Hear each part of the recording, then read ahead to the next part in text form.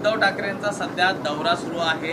ज्या खासदारांनी आपल्या पक्षामध्ये प्रवेश केलेला आहे त्या मतदारसंघात जाऊन त्यांच्या विरोधात ते बोलत आहेत। कसं पाहता या एकूणच दौऱ्याकडे आपण? आता मला असं वाटतं की सर्व निघून गेल्यानंतर दौऱ्यामध्ये काही अर्थ प्राप्त होत नाही। एक तर हातातलं सर्व निघून गेलं आणि हे अगोदरच जर दौरे केले असते तर मला असं वाटतं की चित्र जरा वेगळं राहिलं असतं कदाचित। परंतु आता सर्व निघून गेल्यानंतर काय फायदा या सर्व दौऱ्याला? मला वाटत नाही काही वांझोटा दौरा हा राहील।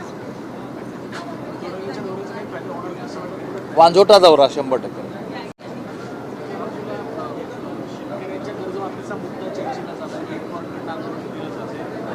दुसऱ्या बाजूला सत्ताधारी पक्षातलेच आमदार कामांसाठी टक्केवारी घेत असल्याचा कथित व्हिडिओ समोर आला। शिवसेना आमदाराचा व्हिडिओ करता समोर आला, तर याचं काय? ते गंभीर आहे। अशा प्रकारचं असेल तर 100% त्याची चौकशी होईल निश्चितपणे।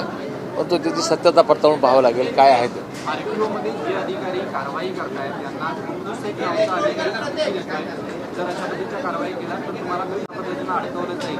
त्याचे अनेक पुरावे किंवा कसं अधिकाऱ्यांना अडकवलंय त्याची उदाहरणं देतोय। ह्या ऑडिओ क्लिप्स आता बाहेर आलेल्या आता त्याची पुष्टी त्याची झाली पाहिजे, सत्यता काय ते माहीत पडलं पाहिजे। त्यानंतर ठरेल सर्व। डिपार्टमेंट सक्षम आहे, माननीय प्रतापरावजी करतील कारवाई।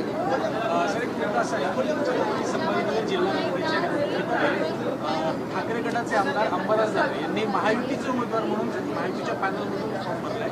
एका बाजूला उद्धव ठाकरे महायुती सरकारच्या विरोधात दौरा करतात, दुसऱ्या बाजूला त्यांचेच आमदार महायुतीच्या पॅनलमधून। हे बघा, सहकार क्षेत्रामध्ये अशा प्रकारचं पक्षीय राजकारण नसतं।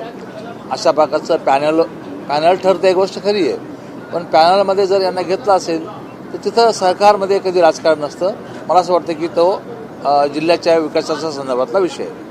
साहेब, अशी एक माहिती मिळते की आपला म्यानमार, थायलंड आणि भारत यांच्या जवळचा जो ट्रायंगल आहे त्या ट्रायंगलमध्ये 25 तरुणांना नोकरीचं आमिष दाखवून तिथं अडकवून ठेवले।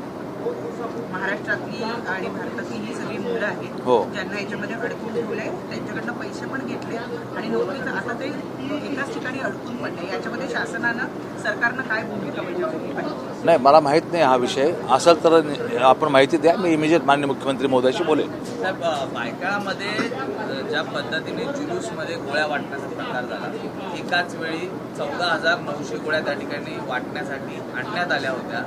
अशा घटना खरं तर गांभीर्याने आता समोर येताना पाहायला मिळत आहेत। शासनाकडनं जी अशी कीटकनाशक औषधं आहेत हे प्रिस्क्रिप्शन शिवाय दिली जात आहेत। या संदर्भात आपण सभागृहात काही प्रश्न उपस्थित करणार आहोत? बघा, गृह विभाग याच्यावर सक्षम आहे, गृह विभाग याच्यावर कारवाई करील। आणि जर असं होत असेल तर निश्चितपणे सभागृह त्यासाठीच आहे।